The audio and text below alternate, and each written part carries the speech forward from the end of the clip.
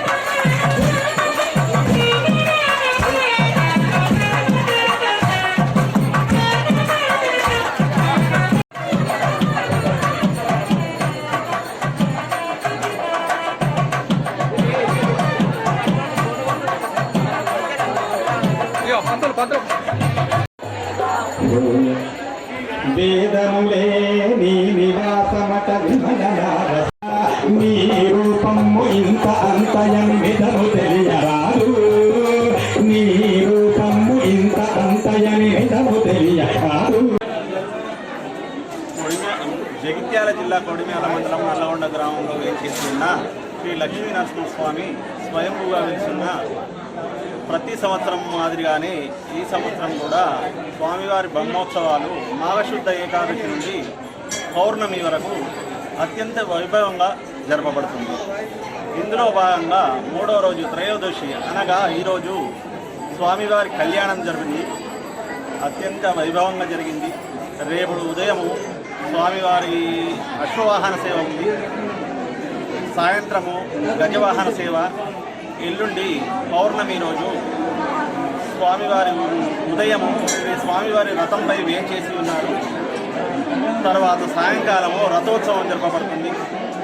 ఇందుకు భక్తులు కూడా అధిక సంఖ్యలో వేంచేసి స్వామివారి పాత్ర కృప కావాల్సిందిగా కోరుతుంది.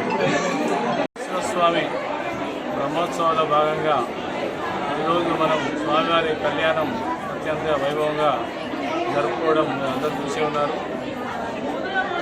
మరియు మనకు 12వ తేదీ ఉదయం స్వామివారి యొక్క జాతర మహాజాతర ప్రారంభమై సాయంత్రం 4 గంటలకు స్వామివారి వ్రతం కూడా జరుగును.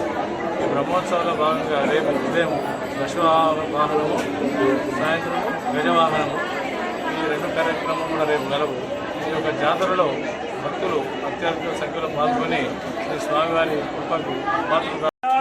మంగళాయ మహోదదే నల్లగొండ నివాసాయ లక్ష్మీ నారసింహాయ మంగళం. అఖిలాండ కోటి బ్రహ్మాండ నాయకుడైనటువంటి ఆత్రత్రాల పరాయణుడు అయినటువంటి శ్రీ నల్లగొండ లక్ష్మీ నారసింహస్వామి వారు ఇక్కడ 300 ఏళ్ల క్రితం ఇక్కడ స్వయంభూ సమేతంగా అమ్మవార్ల సమేతంగా వెలిశారు అని చెప్పేసి చరిత్ర చెప్తున్నది. అది ఎలా చెప్తామయ్యా అంటే, ఇంతకుముందు కూడా ఎప్పుడు వెలిశారో తెలీదు, కానీ ఇది ఎలా చెప్తాము అంటే, మాది 6 తరాలు అంటారు. 6 తరాల్లో ఇప్పుడు మాది 6వ తరం నడుస్తుందంటారు. ఇంతకుముందు మాది పక్కన విలాసాగరం అనే గ్రామం ఉండేదట. అయితే అక్కడి నుంచి కొండమాచార్యులు లక్ష్మణాచార్యులు అని చెప్పేసి ఇద్దరు నరసింహస్వామి ఉపాసకులై వారికి ఉపాధి లేక కట్టెలు అమ్ముకుంటూ జీవిస్తూ ఉంటే ఒకనాడు ఈ గుట్టకు వచ్చి కట్టెలు కొట్టుకొని ఆ కట్టెలు వేరే ఊరికి వెళ్ళి అమ్ముతూ ఉండేవారట. అలా ఒకనాడు ఇక్కడ వస్తే ఆలస్యం అయిపోయింది కదా అని చెప్పేసి మనం గుట్ట మీదకి వెళ్ళే త్రోవలో పెద్ద పరుపు బండ ఉంటుంది. ఆ పరుపు బండ మీద నిద్రించారట. నిద్రిస్తే సాయం సంధ్య వేళ, ఎందుకంటే నరసింహస్వామి ఉద్భవించింది కూడా ఆ సమయమే, సంధ్యాకాలే అని అంటాము. ఆ సమయంలో వారి ఇద్దరికీ కూడా ఒకటే కళ రావడం, వారు ఇద్దరు ఒకరినొకరు అనుకోవడం, తమ్ముడు నీకు వచ్చింది అంటే అన్న నీకు కూడా వచ్చిందా, నాకు కూడా వచ్చింది అని చెప్పేసి అనుకోవడం జరిగిందట. ఆ రోజంతా కూడా అక్కడ వెతికారట, ఎక్కడా కూడా స్వామి కనపడలేదట. కనపడకపోయేసరికి సరే ఇదంతా మన భ్రమ అనుకొని అక్కడి నుంచి వెళ్ళిపోయి తెల్లవారి మళ్ళీ వచ్చేసరికి అక్కడ 6 ఏళ్ల బాలుడు గొర్రెలు కాపరితోటి అదే బండ మీద అక్కడ కనపడ్డారట.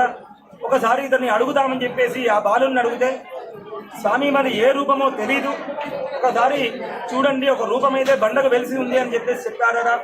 చెప్పగానే వెంటనే వారు వెళ్ళి ఆ స్వామిని చూసి ఉన్నటువంటి స్వామి నరసింహస్వామి అని చెప్పేసి అనుకొని, మనకు వచ్చిన కళ కూడా నిజమే అనుకొని వెనక్కి తిరిగి ఆ యొక్క స్వామిని ఆ యొక్క బాలుని పలకరించి వెళ్దామనేసరికి ఆ బాలుడు ఆ గొర్రెలు కూడా అక్కడి నుంచి మాయమైపోతాయరా.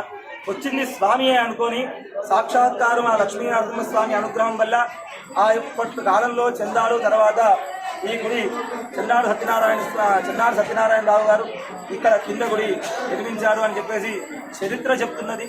దాని ప్రకారంగా ఇప్పటి వరకు కూడా స్వామి అత్యంత వైభవోపేతంగా అంగరంగ వైభవంగా ఈ యొక్క పూజలు